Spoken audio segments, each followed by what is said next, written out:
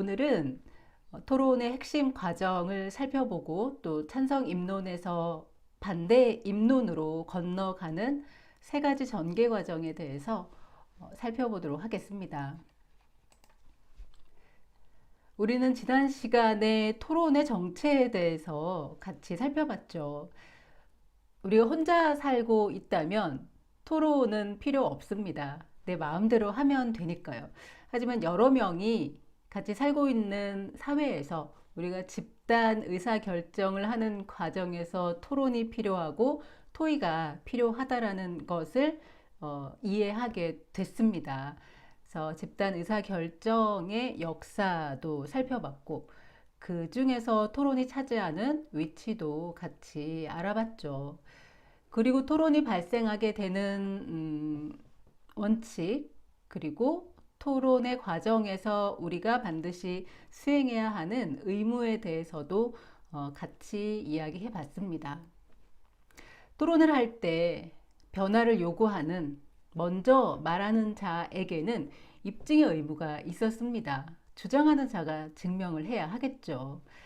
다른 사람들은 만족하고 있을 수도 있는 상황에서 이렇게 좀 변화를 해봅시다 라고 말하려면 이 변화의 타당성이라던가 기존 방식이 왜 문제가 있는지, 그리고 내가 주장하는 이것이 충분히 해결 가능하다라고 하는 것들을 입증해내야 하겠죠.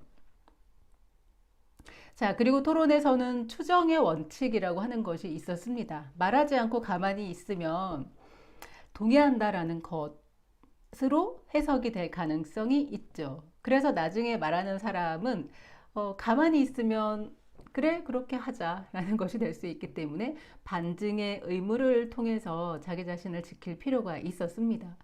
그래서 그런 건 문제가 되지 않아. 뭐 혹은 작은 문제가 될 수도 있지만 심각하진 않아.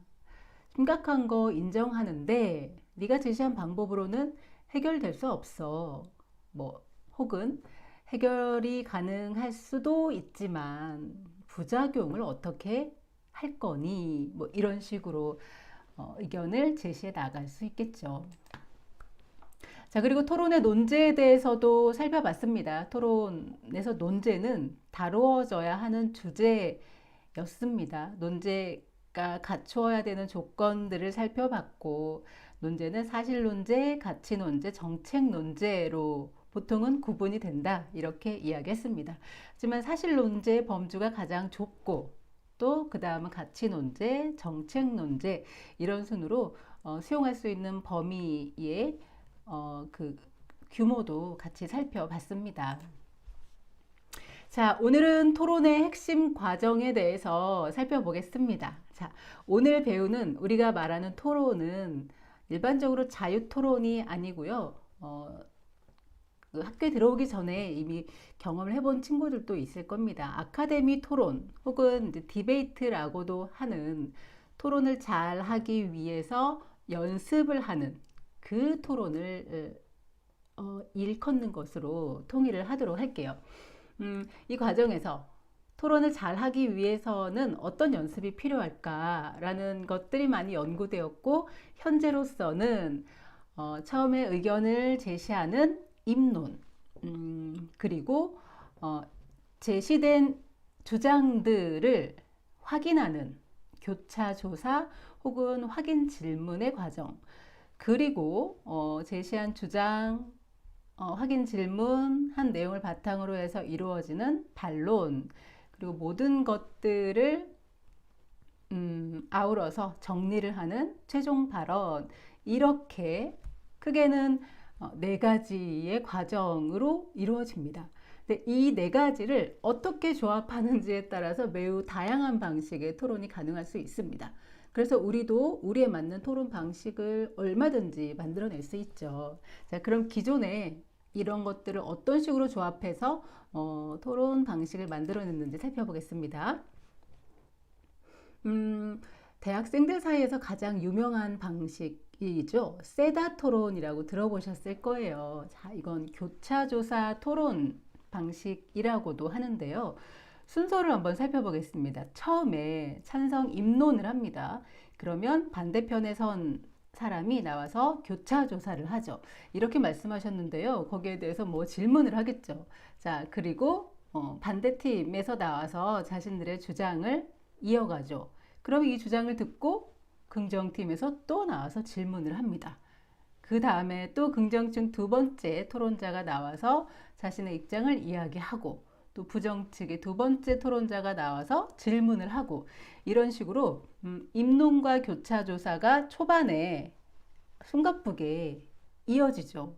네, 그러니까 이 과정에서 굉장히 많은 논리 그리고 자료들이 필요하게 되겠죠. 자, 이렇게 이어진 다음에 자, 그 다음에 이제 부정 측이 반박을 시작하고 긍정이 이에 대해서 또 반박을 하고 부정이 또 반박하고 긍정이 마지막에 반박하는 이런 형식으로 되어 있습니다. 자, 여기에서는 입론이 있고 교차조사가 있고 반박이 있죠. 최종 발언은 없네요. 네, 아마도 부정 측 반박 두 번째, 긍정 측 반박 두 번째 토론자가 최종 발언의 어떤 형식을 취하게 되겠죠. 자, 이번에는 또 많이 사용되고 있는 의회식 토론 형식입니다. 자, 이것도 보시면 찬성 입론 첫 번째 토론자가 나와서 하고요. 이어서 반대 입론 또 토론자가 나와서 합니다. 그리고 세 번째는 찬성 측의 두 번째 토론자가 나와서 입론을 이어서 하죠. 그리고 예를 들면 찬성 측의 첫 번째 토론자가 찬성 측이 전체적으로 네 가지의 주장을 할 것이었으면 첫 번째 토론자가 첫째, 둘째를 이야기하고 두 번째 토론자가 셋째, 넷째를 이야기하고 뭐 이런 식으로 전략을 짤 수도 있겠죠. 그 다음에 반대 입론 진행을 하고 그 다음에 반대 반박, 찬성 반박 이런 식으로 진행이 되기도 합니다. 와, 교차조사랑 최종 발언은 어디 갔나요? 이런 궁금증이 생길 수 있죠. 이 형식이 재밌는 것은 각각 찬성 반대의 교차조사가 진행되는 동안에 질문이 생기면 질문의 의사를 표하고 지금 발표를 하고 있는 토론자가 그것을 받아들였을 때 즉석에서 질의가 이루어질 수 있습니다. 굉장히 긴박하게 토론이 진행될 수 있겠죠. 거절할 수도 있고 받아들일 수도 있습니다. 그런데 여기서 중요한 건 나에게 주어진 발언 시간이 있잖아요. 그런데 그 질문에 대답하는 시간마저도 발언 시간에 포함되기 때문에 질문을 받을 것인지 받지 않을 것인지를 매우 신중하게 판단을 해야 되겠죠. 자, 여기도 마찬가지로 최종 발언이 따로 있지 않기 때문에 찬성 반박, 반대 반박의 마무리쯤에서는 모든 내용들을 좀 정리하는 그런 발언들이 있어야 하겠죠. 그래서 앞서 토론의 필수 요소라고 할 수 있는 중요 요소라고 하는 것이 맞겠죠. 입론, 교차조사, 그리고 반론, 최종 발언 이런 것들을 나에게 맞게 혹은 상황에 맞게 변형해서 얼마든지 토론의 형식을 만들어낼 수 있습니다. 자, 그럼 이제 토론의 입론은 어떻게 구성이 되고 또 교차조사는 어떻게 하고 반론은 어떻게 하고 또 최종 발언은 어떻게 하고 이런 것들을 오늘 살펴보도록 하겠습니다. 토론의 입론은 논제에 대해서 내 입장을 펼치는 역할을 하게 되겠죠. 논제가 딱 있으면 저는 이렇게 생각합니다 라고 처음에 이야기하는 거죠. 그래서 전체 토론에서 첫 토론자가 나와서 이야기를 하게 된다면 내가 이런 이야기를 상대팀과 같이 이야기하고 싶습니다 라고 하는 그 내용의 범위를 제시하는 역할을 하기도 할 겁니다. 그래서 입론에서는 보통 이렇게 네 가지의 내용이 들어가게 되는데요. 첫 번째는 사회적 배경을 이야기하고요. 논제에 대한 사회적 배경, 그리고 논제에 포함되어 있는 주요 개념들이 있겠죠. 이 개념들을 좀 더 범위를 명확하게 해주는 개념 정의를 하게 되고 그 다음에 본격적으로 주장을 전개하게 됩니다. 그리고 마지막으로 마무리 발언하는 순서로 진행이 됩니다. 사회적 배경을 살펴보겠습니다. 토론의 입론에서 처음 해야 되는 것은 이 논제가 어떠한 맥락에서 나온 것인지에 대해서 상대편 토론자에게 혹은 이 토론을 보고 있는, 듣고 있는 사람들에게 설명을 해주는 것이 중요합니다. 그래서 이 토론이 어떤 가치를 지니고 있는지, 그래서 이 토론에 대해서 많은 사람들이 관심을 가져야 한다는 것들에 대해서 이야기를 해야 되겠죠. 자, 예를 들면 이런 논제가 있습니다. 연예 뉴스에서 댓글을 폐지해야 된다, 폐지해야 한다라는 논제가 있다면, 바로 본론으로 들어갈 수도 있죠. 하지만 이런 논제가 나오게 된 배경을 설명하게 된다면, 아, 그래서 필요하겠구나. 자, 그리고 두 번째로 해야 될 것은 핵심 용어의 개념을 정의하는 것입니다. 왜냐하면 어떤 단어들은 추상적일 수 있습니다. 그래서 추상적이라고 하는 것은 이 개념이 100명이면 100명, 1000명이면 1000명에게 모두 같은 의미로 해석이 되는 것이 아니라 어떤 사람에게는 다른 의미로 해석이 될 수도 있는 거죠. 그렇다면 이 논제는 다르게 해석이 되겠죠? 그래서 토론자는 논제에 등장하는 핵심 개념들을 분명히 정의를 해서 이 논제가 가지고 있는 주장의 범위를 명확하게 설정을 하고 시작할 필요가 있습니다. 흐린 날씨라고 하면 뭐 어느 정도인가요? 기준이? 예. 단순히 구름이 뭐 하늘을 절반 이상 가렸을 때가 흐린 것인가요? 아니면 모두 다 가렸을 때 흐린 것인가요? 네, 이런 식입니다. 그래서 흐린 날씨란 어떨 때를 말한다 라고 먼저 문제 제기를 한 사람이 그 용어에 대한 개념까지도 명확히 가져가는 것이죠. 그래서 개념에 대해서 서로 다른 정의를 갖고 토론을 진행하게 된다면 이건 토론이라고 할 수 없겠죠. 네, 쟁점이 형성되지도 않을 테고 서로 다른 논제를 가지고 싸우는 것이기 때문에 토론의 의미도 지닐 수 없게 됩니다. 자, 논제, 연예 뉴스 댓글을 폐지해야 된다. 여기에서 핵심 용어는 연예 뉴스, 그리고 댓글, 그리고 폐지해야 한다라는 세 가지입니다. 그럼 여기에 대해서 의미를 정확하게 제시해야 하는데 다르게 정의하면 논제가 달라질 수 있습니다. 자, 예를 들어서 한번 살펴보죠. 연예 뉴스를 이렇게 정의하는 거죠. 연예인이 등장하는 디지털화된 모든 뉴스. 이렇게 정의를 하게 된다면 이 논제는 이렇게 해석이 됩니다. 연예인이 등장하는 모든 뉴스에 대한 댓글 작성을 폐지해야 된다. 이렇게 되는 거죠. 그러면 연예인에 대한 뉴스는 정치면에 나올 수도 있고 사회면에 나올 수도 있고 경제면에 나올 수도 있죠. 그러니까 이건 연예 섹션에만 해당되는 것이 아니라 연예인이 등장하는 모든 뉴스는 그럼 댓글을 차단해야 된다. 이렇게 논제가 해석이 되게 됩니다. 그쵸? 그런데 연예 뉴스를 연예면에 게시되는 디지털화된 모든 뉴스 이렇게 정의를 하고 시작한다면 각종 언론사의 연예면에 게시되는 모든 기사에 대해서는 댓글을 작성하는 것을 폐지해야 된다. 이런 정책을 펼쳐야 한다. 이렇게 해석이 되겠죠. 용어 정의가 이렇게나 중요합니다. 이걸 하지 않고 명확하게 하지 않고 찬성 측의 입론을 진행했을 경우에는 반론의 여지가 너무나 많죠. 네. 그래서 범위를 정확하게 설정하기 위해서는 주요한 용어에 대해서 내가 어떻게 설정하고 이 주장을 전개하는지 명확하게 제시할 필요가 있습니다. 이건 굉장히 중요한 작업입니다.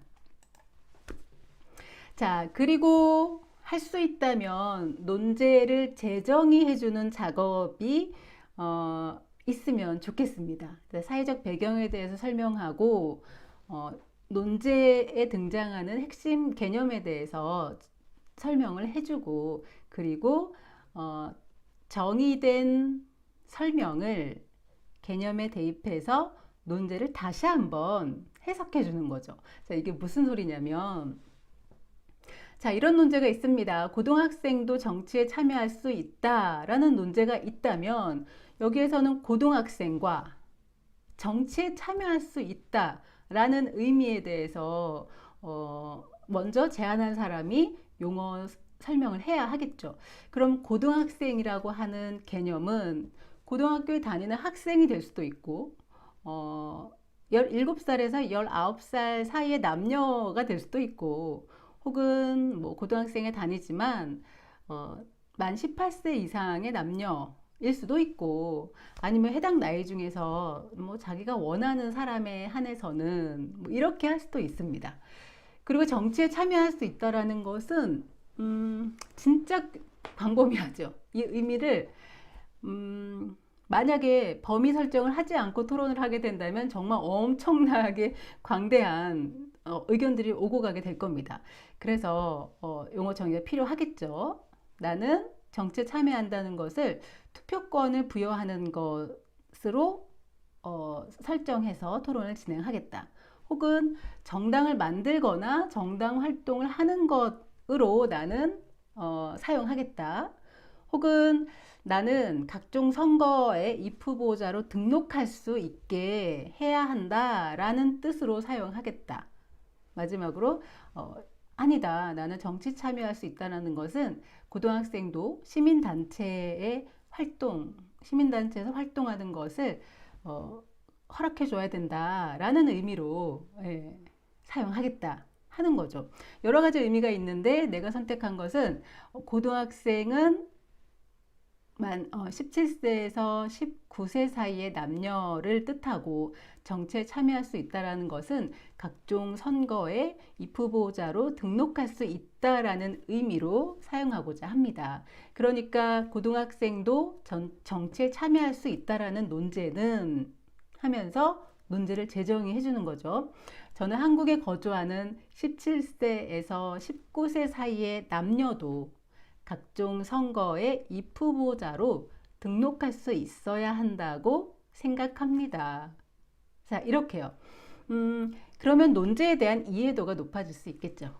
네, 용어 정의만 하고 끝낼 수도 있지만 이 정의된 설명을 개념 안에 대입해서 다시 한번 설명을 해준다면 그런 뜻으로 지금 이 토론을 이끌어가고 싶은 거구나 라고 다시 한번 명확하게 될 수가 있을 겁니다. 자, 그럼 이제 토론의 입론에서 사회적 배경을 이야기했고 핵심 용어에 대해서 용어 정의를 했으니까 본격적으로 내가 이야기하고 싶은 주요 주장을 전개를 해야 하겠죠. 이 주장을 전개하는 방법은 일반적으로 이제 세 가지 방법이 있습니다. 오, 세 가지나요? 그냥 하는 거 아니었나요? 네. 이건 대학교에서 하는 수업이고 또 학문이기 때문에 학술적으로 검증된, 그러니까 가량이 아니라요, 연구 결과 효율적이라고 여겨지는 계량된 방법. 그래서 여러분들이 어렵다면 이것을 그대로 따라서 했을 때 아카데미 토론을 잘할 수 있는 그런 길을 이제 제시한다고 말씀을 드렸잖아요. 그래서 이 세 가지 전개 방법에 대해서 잘 숙지를 하고 내 논제, 내 주장을 잘 드러낼 수 있는 방법을 선택하셔서 전개를 하면 되겠습니다. 자, 첫 번째는 주요 쟁점에 따라서 논제가 만약에 사실 논제라면 사실 논제의 필수 쟁점이 있었죠. 그리고 가치 논제라면 가치 논제의 필수 쟁점, 정책 논제라면 정책 논제의 필수 쟁점이 있었잖아요. 그 필수 쟁점에 따라서 주장을 전개하는 방식이 있습니다. 첫 번째. 그리고 두 번째는 비교 우위에 따라서 주장을 전개하는 방법인데요. 필수 쟁점이 중요한 게 아니야 라고 하면서 이 문제를 가장 잘 해결할 수 있는 것을 첫 번째 주장으로 내놓고, 그리고 아니면 이익이 더 많이 날 수 있는 어떤 방법들을 먼저 제시하는 이런 식으로 주장을 전개할 수도 있습니다. 그리고 세 번째는 주요 쟁점이나 비교 우위보다는 역시 토론에서는 쟁점이 형성되는 게 최고지. 그래서 내 가치에 따라서 내가 중요하다라고 생각하는 순서대로 주장을 전개할 수도 있습니다. 자, 그럼 이 내용을 이제부터 살펴볼 텐데, 이제부터는 교재의 내용을 좀 보셔야 합니다. 자, 한번 보겠습니다. 지금에 나온 내용은 제가 2015년도에 발표했던 논문입니다. 아카데미 토론에 대해서 기존의 입론을 전개하는 방식에 대해서 여러 가지 논의들이 있었는데 제가 그걸 좀 정리를 했죠. 이 빨간 줄 위주로 설명을 한번 하도록 하겠고 여러분들 교재에서 여기 한번 같이 살펴보면 되겠습니다. 자, 여기에서 나온 내용들은 지난 시간에 우리가 했던 내용들이죠. 입증의 의무라고 하는 것은 사실은 이거 법률 용어였습니다. 소송에서 나한테 유리한 사실을 주장하기 위해서 이제 법원에 설득할 만한 증거를 제출해야 하잖아요. 그러한 책임을 말하는 것입니다. 그런데 법정에서는 무죄 추정의 원칙이라고 하는 것이 있죠. 그래서 무죄가 추정되는 상황에서 유죄라는 걸 입증해야 하는 부담을 갖게 되죠. 검사가요. 이런 상황에서 검사는 저 사람은 유죄다라는 것을 이제 입증해내야 하죠. 여기에서 기원한 개념이라고 알아두시면 되겠고요. 왜 입증을 해야 하냐? 대부분 현재 상태라고 하는 것은 갑자기 짠 하고 만들어진 게 아닙니다. 앞서서 이야기했던 것처럼 과거의 어느 시점에서부터 계속해서 사회적 논의를 해왔고 또 사회 구성원들이 일정한 합의를 통해서 그 결과로 만들어진 게 지금의 상태죠. 근데 이걸 갑자기 부정하고 나타날 때는 그 타당성을 밝혀내야 합니다. 그래서 토론의 첫 번째 발언자, 변화를 찬성하는 찬성 측 입론자는 정말 어깨가 무겁다라는 이야기를 했습니다. 자, 반증의 의무도 이야기했습니다. 침묵은 곧 동의를 의미하기 때문에 반박하지 않고 가만히 있으면 긍정 측이 제시하는 논리를 모두 다 인정하는 게 되겠죠. 그래서 반증의 의무를 우리는 수행을 해야 합니다. 주장하는 것, 긍정 측이 주장하는 것이 옳지 않다라는 것을 증명을 해야 하겠죠. 자, 여기까지 우리 지난 시간에 했던 이야기입니다. 그러면 이제 긍정측 입론의 주장 전개 방식 세 가지를 이제부터 한번 살펴보죠. 첫 번째는 쟁점, 필수 쟁점 혹은 주요 쟁점에 따라서 전개하는 방법이었잖아요. 자, 이렇게 이 부분에 빨간 줄을 제가 해놨습니다. 필수 쟁점에 따른 전개는 논제에 따라서 필수적으로 논의되어야 하는 요소들을 주장 전개 기준으로 삼는 방식을 말한다. 왜냐하면 토론 입론에서 제일 중요한 건 진술하는 내용의 논리성이기 때문이다. 필수 쟁점이라고 하는 것은 반드시 이 문제를 이야기하기 위해서는 반드시 언급해야 되는 내용이기 때문에 그 순서를 자연스럽게 따른다면 논리성은 자연스럽게 갖추게 된다는 거죠. 자, 그럼 여러분들은 정책 논제의 필수 쟁점은 어느 정도 익숙하실 거예요. 왜냐하면 제가 스피치 원고를 쓸 때 정책 논제의 필수 쟁점을 제시해 드리면서 이 순서에 따라서 원고를 작성하라 라고 요청을 드렸잖아요. 어떤 문제에 대해서 이게 문제임을 상대방에게 인식하게 해주고 그 다음에 이게 심각하고 또 지속될 것이고 막 이런 거잖아요. 그러면 그 주장의 첫 번째 이건 문제입니다. 두 번째 이건 굉장히 심각한 상태입니다. 이런 식으로 주장을 전개해 나가는 것이 필수 쟁점에 따른 주장 전개입니다. 자, 어느 정도 이해가 되셨죠? 자, 필수 쟁점이란 특정 입장을 채택하기 전에 반드시 짚고 넘어가야 하는 핵심적 문제점이다 라고 해 주셨네요. 그래서 아카데미 토론에서 긍정측 입론에서 필수 쟁점을 따라서 주장을 전개한다라고 하는 것은 그걸 그대로 입론의 논리 구조로 사용하는 것이다. 자, 다시 한번 정리해서 말씀드렸습니다. 충분히 이해가 되셨을 거라고 믿습니다.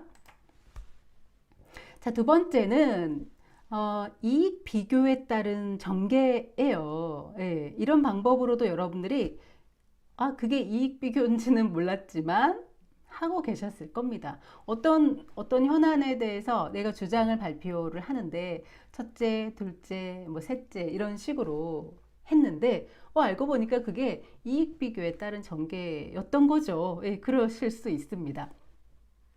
자, 사회가 굉장히 복잡해졌기 때문에 문제의 원인이 다양해진 거죠. 그래서 등장을 했습니다. 비교 우위 모형은 긍정 측의 어떤 것을 제안할 때, 이 새로운 어떤 대안이 변화의 요구가 현재 상태를 진짜 잘 해결할 수 있다라고 하는 이익을 강조합니다. 그래서 가장 큰 이런 이익이 있을 것이다. 또 이런 이익도 있을 것이다. 이런 이익도 있을 것이다. 하는 거죠. 그러니까 이익을 중심으로 해서 주장을 전개를 하는 겁니다. 그럼 반대측은 아니다, 그건 이익이 아니다, 뭐 오히려 불이익이 있을 것이다, 뭐 부작용이 있을 것이다. 그러면 토론을 듣는 사람이 판단해서 이익이 더 많을 것 같네 라고 하면 변화를 하는 거고, 아니야, 저거 생각해 봤는데 이익이 없을 것 같아 라고 하면 뭐 변화를 거부하는 것이고, 이렇게 되겠죠. 그 필수 쟁점들을 모두 다 검토해 보는 것이 아니라 이익이 되는지 안 되는지, 이것에 더 집중이 되는 거죠. 해결이 되는지 안 되는지, 여기에요. 그래서 처음에 이제 긍정 측이 만약에 이익 비교에 따라서 내용을 전개하고 싶다 그러면 우리 주장대로 됐을 때 어떤 이익이 생기는지를 굉장히 구체적으로 중점적으로 증명을 해나가는 것이 좋습니다. 네. 자, 그리고 세 번째는 토론자의 개인적 가치에 따라서 전개하는 것입니다. 자, 이것도 뭐 여러분들이 많이 하셨겠죠. 나 잘 모르겠어요. 필수 쟁점이라는 거 들어본 적도 없고, 이익 비교? 글쎄, 난 그런 거 잘 모르겠어. 그냥 내 머릿속에서 생각나는 대로 했어. 그런 경우도 많이 있으셨을 겁니다. 이 경우는 일단 토론을 배울 때, 그리고 토론을 할 때 상대와 나 사이에 의견이 충돌하는 지점, 나는 맞다고 하는데 상대는 아니라고 하는 그 지점이 쟁점이라고 했잖아요. 쟁점이 형성되고 이 과정에서 반박과 반박을 거쳐서 의견이 다듬어지고 설득되는 것, 이게 중요하다고 생각하기 때문에 쟁점 형성 자체에 좀 더 주안점을 두는 방법이라고 할 수 있습니다. 자, 이렇게 해서 세 가지 방법에 대해서 알아봤습니다. 자, 그럼 토론의 입론, 앞서 살펴봤던 논제 있죠. 연예 뉴스의 댓글을 폐지해야 한다라는 것에 대해서 주요 쟁점에 따라서 주장을 전개한다면, 자, 이렇게 될 수 있겠죠. 개인에 대한 악성 댓글이 생산되고 있습니다. 자, 이건 뭐냐면 이것을 정책 논제라고 봤을 때 문제점을 처음에 인식시키는 거죠. 연예 뉴스의 댓글에 대해서 어떠한 문제점도 느끼지 못하고 있을 수 있잖아요. 그러면 이것이 문제라는 것을 인식시켜주는 것이 처음에 가장 중요할 겁니다. 그러니까 이 댓글을 통해 개인이 댓글을 막 다는데 악성 댓글이 있다는 거죠. 그래? 그럼 문제가 되겠네? 이렇게요. 이런 인식이 생겨나야 하겠죠. 자, 그리고 두 번째 문제점 다음에 심각성이었죠. 심각성을 그러면 주장으로 표현을 하는 겁니다. 악성 댓글이 그냥 문제로만 끝나는 것이 아니라 이게 심각한 명예훼손으로 이어지고 있습니다.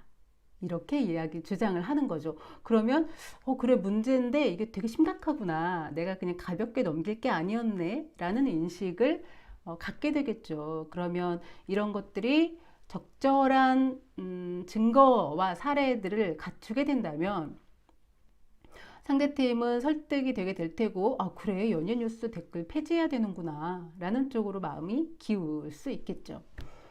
자, 비교 우위에 따라서 내가 전개를 하겠다라고 했다면 연예뉴스 댓글을 폐지했을 때 어떤 이익이 발생할 수 있는지, 그 중에서 가장 큰 이익은 무엇인지를 고민해 봐야 합니다. 그러면 이 연예뉴스 댓글 폐지로 인해서 얻을 수 있는 이익, 해결할 수 있는 어떤 문제들을 생각해 봤을 때, 예를 들면 이럴 수 있죠. 이걸 폐지하면 연예인들에 대한 악성 댓글을 해결할 수 있습니다. 혹은 포털 댓글이 정말 어떤 문제들이 있는데 이거를 좀 청정지역으로 관리할 수 있는 신호탄이 될 수도 있습니다. 라는 주장을 하는 거죠. 네, 이런 이익이 있습니다. 이런 해결의 출발점이 될 수 있습니다. 라는 주장을 펼쳐 나가는 거죠. 그러면 이것에 대해서 해결을 원했던 사람들은 그래, 당장 모든 댓글들이 정화될 수는 없겠지만 의미 있는 시작이 될 수 있겠다. 특히 이 댓글, 악성 댓글의 현재로서는 최대 피해자가 연예인들, 공개된 사람들인 연예인들이기 때문에 그 뉴스를 댓글을 달지 못하게 폐지하는 것은 의미가 있겠다라고 생각할 수 있습니다.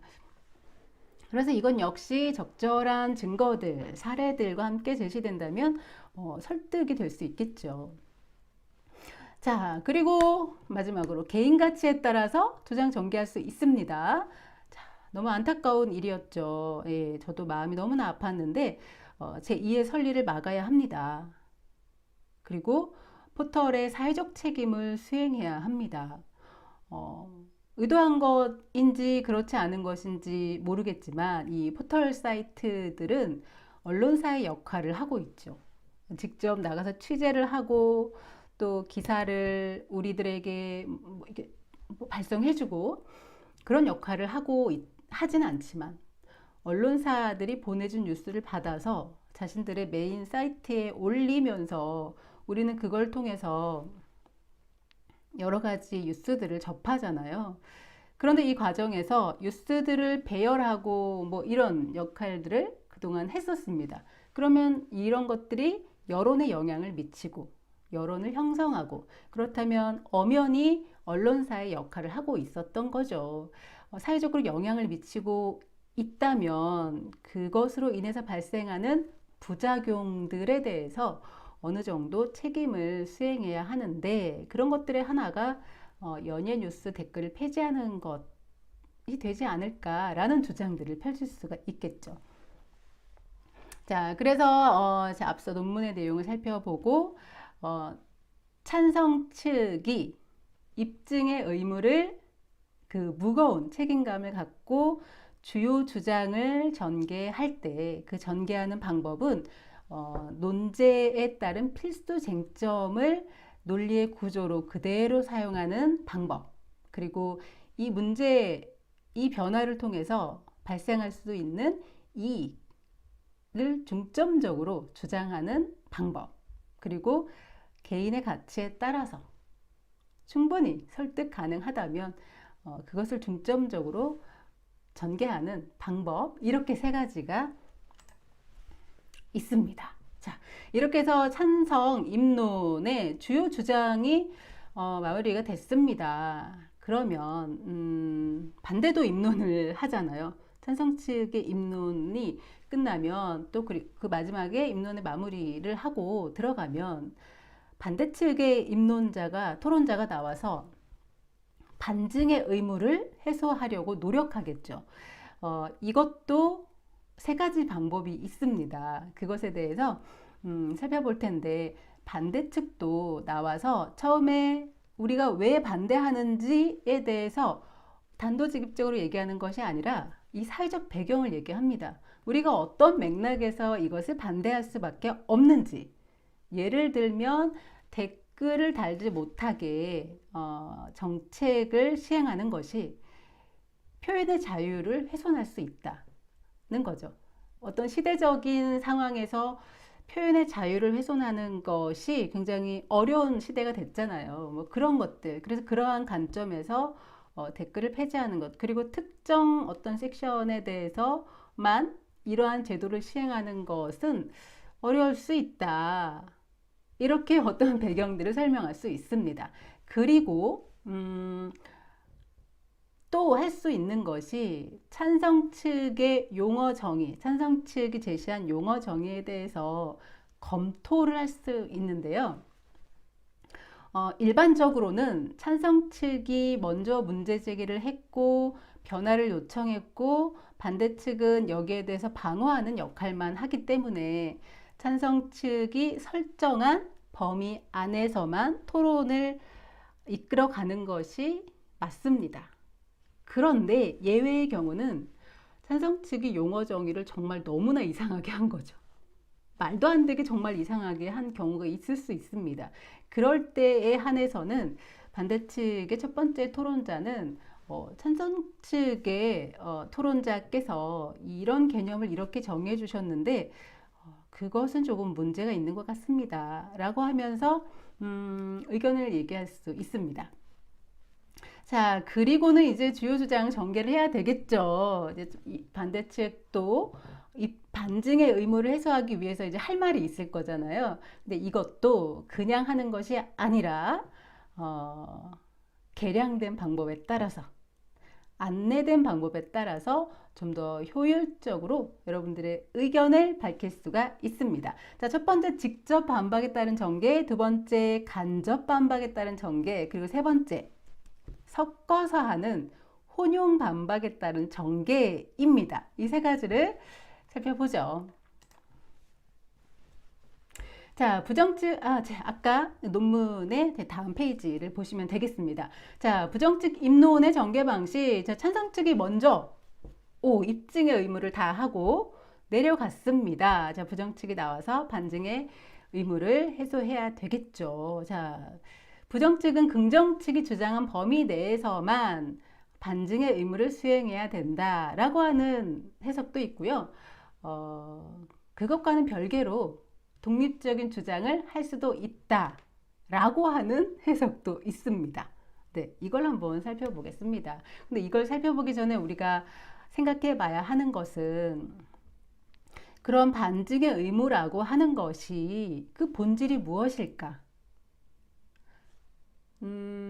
논제에 대해서 반대의 주장을 세우는 게 반증의 의무일까? 아니면 찬성 측이 주장한 그 세부 주장에 대해서 반박을 하는 것이, 반대를 하는 것이 반증의 의무일까? 네. 이 반증의 의무의 본질을 어떻게 생각하느냐에 따라서 소극적인 해석에 편을 들 수도 있고 적극적인 해석에 지지를 해줄 수도 있습니다. 자, 어떠한 내용인지 살펴보도록 하겠습니다. 직접 반박이라고 하는 것은요, 찬성 측의 토론자가 제시한 예를 들면 세 가지 주장이 있다면 하나도 빠짐없이 모두 다 그건 아닙니다. 그건 아닙니다. 이것도 아닙니다. 라고 반박을 하는 것입니다. 그건 모두 다 맞지 않습니다. 자, 보세요. 이 이야기 들어보세요. 맞지 않죠? 이 사례를 보세요. 맞지 않죠? 이 이야기를 들어보세요. 저 주장이 말이 안 되잖아요. 이런 식으로요. 그래서 이것은 형식적으로는 찬성 측 입론에 이은 부정 측의 첫 번째 입론이지만 실질적으로 기능은 내용적으로 살펴보면 이미 반대 측의 첫 번째 반박이 시작되고 있는 것으로 이해할 수가 있겠죠. 자, 이 밑에 표를 한번 보겠습니다. 사형제도가 폐지되어야 한다라는 논제에 대해서 여러분들 초등학생 때부터 토론을 많이 해보셨을 것으로 알고 있습니다. 자, 긍정 측에서요, 이렇게 주장을 했습니다. 이거는 개인의 가치에 따른 것이라고 하겠습니다. 자, 첫째, 왜 폐지되어야 하냐면요, 사형제도는 국가에 의한 살인입니다. 둘째, 오판의 위험이 있습니다.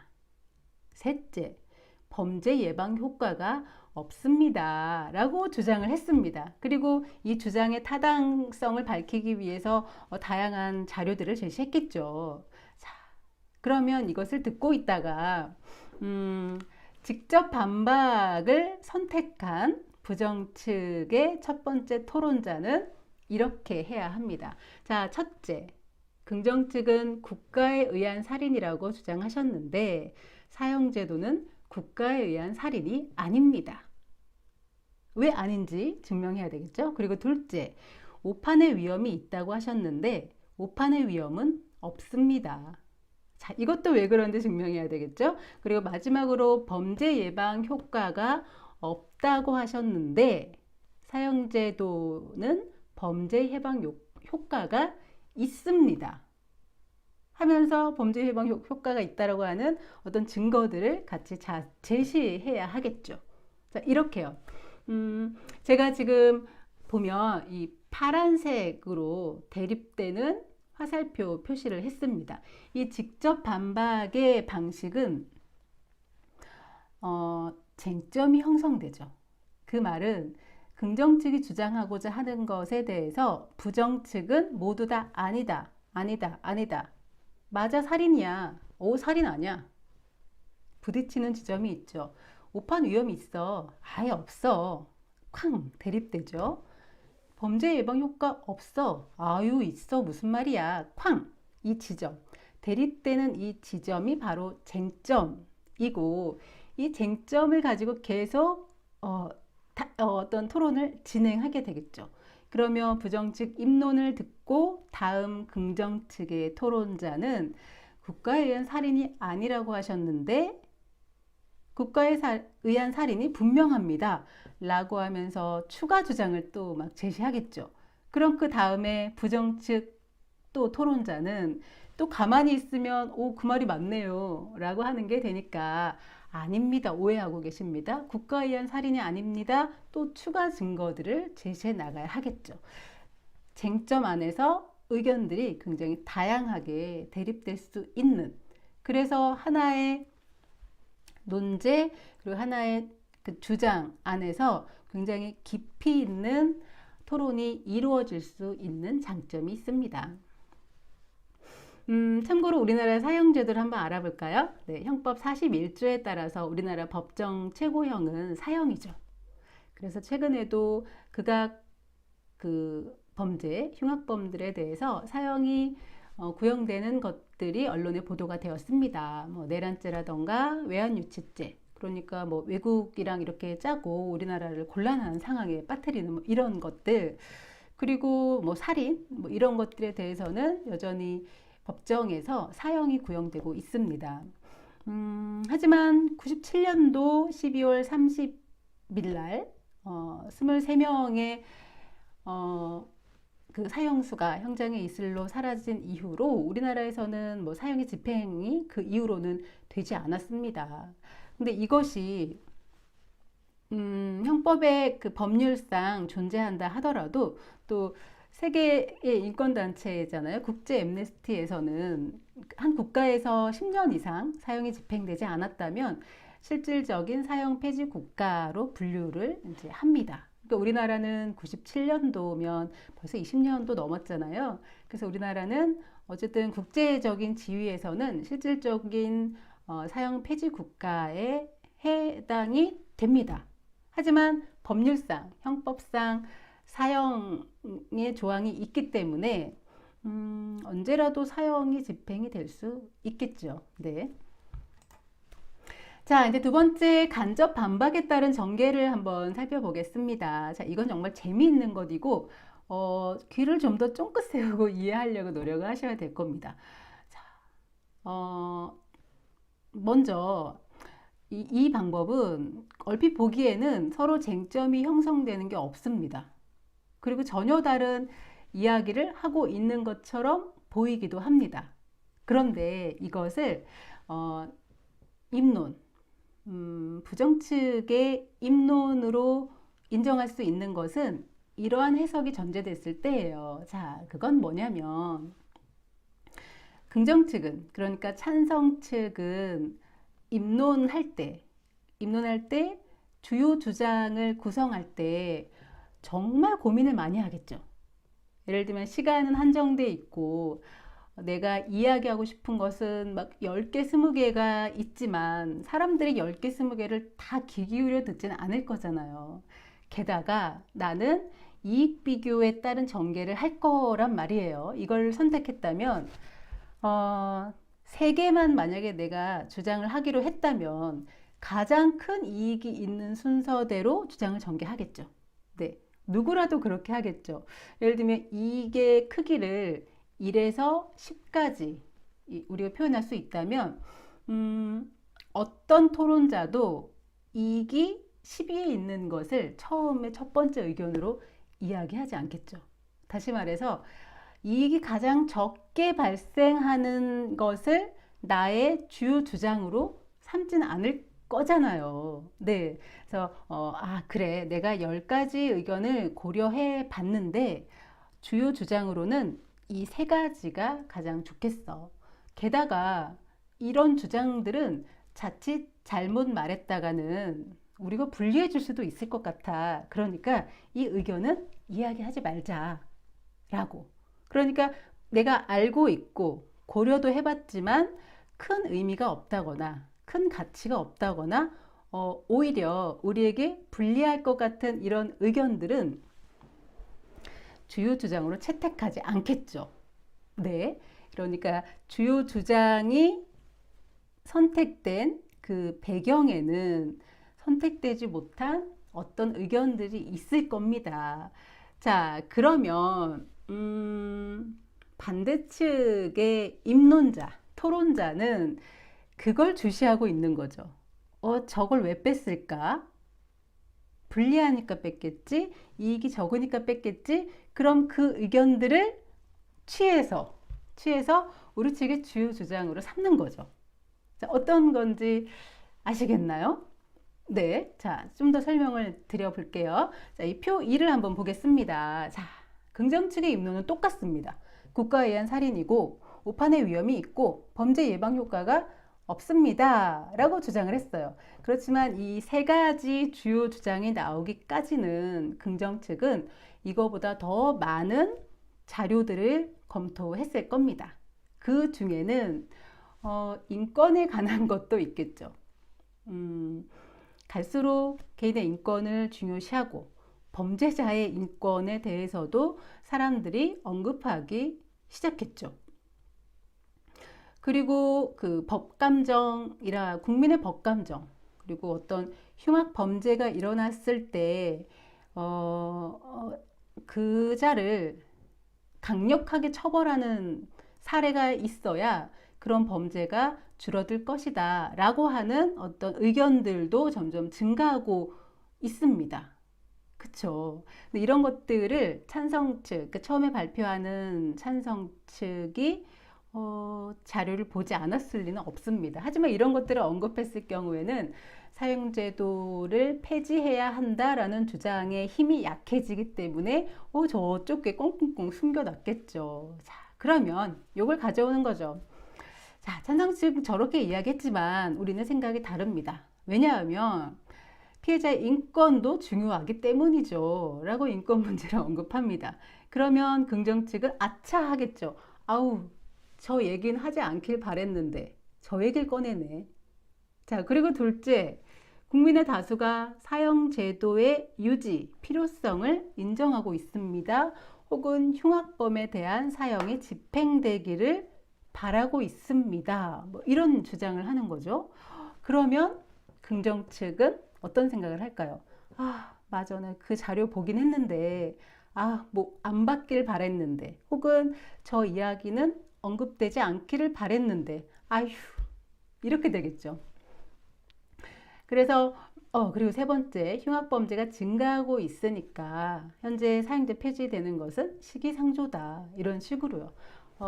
그러니까 이것은 겉으로 보기에는 쟁점도 없고 각자 다른 주장을 하고 있기 때문에 이게 뭘 토론이야 라고 생각할 수도 있습니다. 하지만 이것을 토론이 가능하다라고 볼 수 있는 전제는 지금까지 설명드린 그것이 있을 때죠. 긍정 측이 입론을 구성할 때 고려했지만 이건 좀 불리해. 아, 이건 너무 약한 주장인데 라고 배제했던 것들을 가져와서 약점을 공격하는 네, 이런 구조라면 간접 반박에 따른 전개도 충분히 훌륭한 그 입론의 전개 과정이 될 수 있습니다. 자, 이제 중간에 빨간 거 보면, 자, 엄한 의미에서 이건 또 이렇게 해석이 될 수 있습니다. 그럼요, 반대측은요, 사형제도는 필요하지 않다.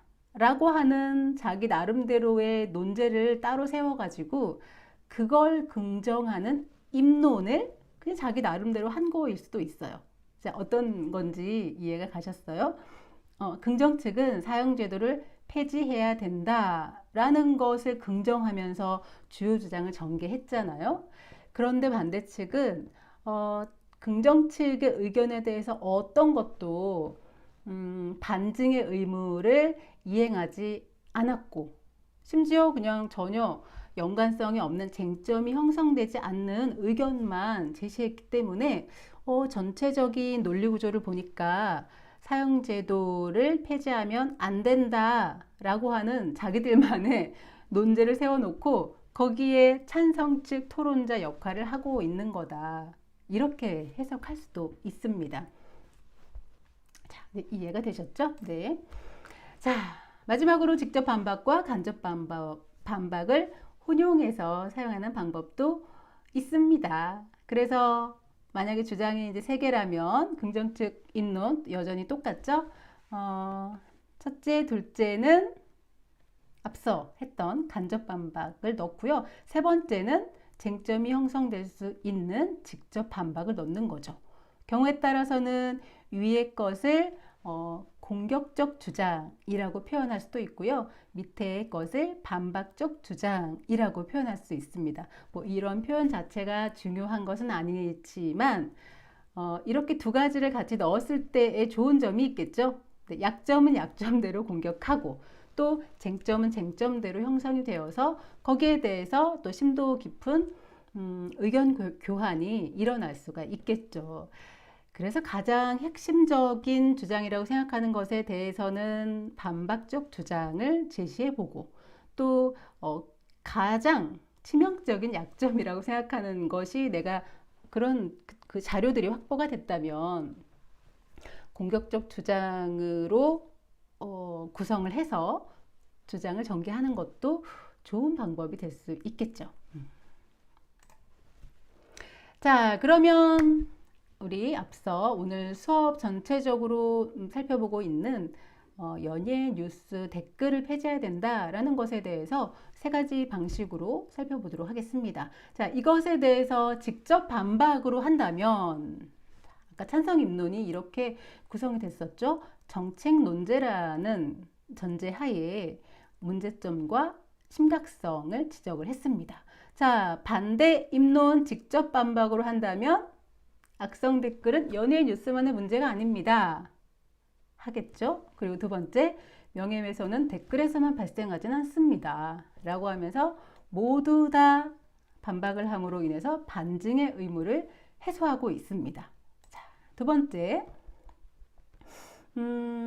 간접 반박에 따른 전개입니다. 자, 찬성 입론 똑같죠? 반대 입론. 댓글 폐지는 표현의 자유를 침해합니다. 그리고 악플러들은 예를 들면 네이버나 뭐 카카오 다음을 폐지했다. 그러면 다른 플랫폼으로 가겠죠. 플랫폼을 옮길 뿐 사라지지 않습니다. 라는 주장을 할 수 있습니다. 자, 여기에 두 가지 주장은 중요한 게 뭔가요? 네, 찬성 측이 분명히 고려했지만 아유, 이거 얘기하면 우리가 불리해 라고 해서 저쪽에 꽁꽁 숨겨뒀던 주장이어야 합니다. 자, 혼용 반박. 네, 여러분들 예상할 수 있을 겁니다. 자, 악성 댓글은 연예 뉴스만의 문제가 아닙니다. 네, 직접 반박적 주장이죠. 자, 악플러는 플랫폼을 옮길 뿐 사라지지 않습니다. 이건 공격적 주장이라고 볼 수 있겠죠. 자, 이런 식으로 구성을 한다면 찬성 측이 나와서 입론을 하면서 입증의 의무를 하고 또 그 다음 토론자 반대 측이 나와서 반증의 의무를 해소하는 과정에서 적절하게 쟁점도 형성되고 그 다음 이어질 토론들이 어느 정도 예측이 될 수가 있겠죠. 자, 그래서 토론의 입론, 사회적 배경을 먼저 이야기하고 논제 핵심 용어의 용어를 정의하고 주요 주장을 전개하는데 찬성 입론의 주요 주장 어떻게 정리하고 반대 입론은 이것을 받아서 어떻게 정리하는지까지 살펴봤죠. 그리고 마지막에 마무리 발언은 항상 그렇습니다. 내가 어떤 주장을 막 했잖아요. 주장을 하는 건 내 마음이긴 한데 주장에 대한 책임을 져야 되겠죠. 이것을 마무리해서 합니다. 자, 내가 주장한 대로 이것이 된다면 내가 이것이 이익이 되기 때문에 이것이 이루어져야 된다라고 주장을 했다면 그 다음에 이익이 실현됐을 때 우리에게 어떤 긍정적인 변화가 기대되는지를 좀 이야기해 줄 수 있겠죠. 혹은 사형제가 폐지된다면 그 다음 어떤 긍정적인 변화, 연예인 뉴스 댓글이 폐지된다면 어떤 긍정적인 변화가 기대되는지를 이야기해 주는 것이 마무리 발언으로 가장 좋다. 저는 그렇게 보고 있습니다. 그래서 토론의 입론 다 살펴봤고요. 그 다음 교차조사와 반론, 최종 발언 간단하게 살펴보고 과제 제시하고 마치도록 하겠습니다. 자, 토론의 교차조사는 정말 어려운 것입니다. 발언 내용을 확인하고 그 다음 내가 반론을 할 건데 뭔가 좀 더 물어보고 싶은 게 있을 수 있어요. 그래서 그 물어보기 전에 필요한 내용들을 뽑아내는 과정이라고 이해하시면 좋겠어요. 발판을 마련하는 거죠. 예를 들면 발언 내용의 논리적인 허점을 확인하거나 또 논제와 관련이 없지 않습니까? 네, 물어보거나 자료의 출처라던가 아니면 너무 옛날 거 아닙니까? 뭐 그런 거. 그리고 뭐 수치 분석이라면 분석을 잘못하신 거 아닌가요? 아니면 해석을 잘못하신 거 아닌가요? 뭐 이런 식의 것들인데요. 단순히 질문만 하고 대답만 듣는 것이 아니라 이 교차조사가 어려운 것은 일련의 질문 과정을 통해서 이것이 일정한 결론에 도달해야 합니다. 그래서 이 질의응답, 질문과 대답, 질문과 대답, 질문과 대답을 듣고 있는 사람이 그래서 저 사람은 저걸 알아내기 위해서 질문을 한 거구나. 이 교차조사가 끝난 다음에 저 질문자는 이러한 내용을 주장하겠구나 라는 것이 예측되어야 합니다. 그게 무슨 얘기지? 너무 어려운데? 할 수 있는데요. 굉장히 어렵습니다. 연습을 여러 번 해봐야 되는데 예를 들어서 한번 살펴보죠.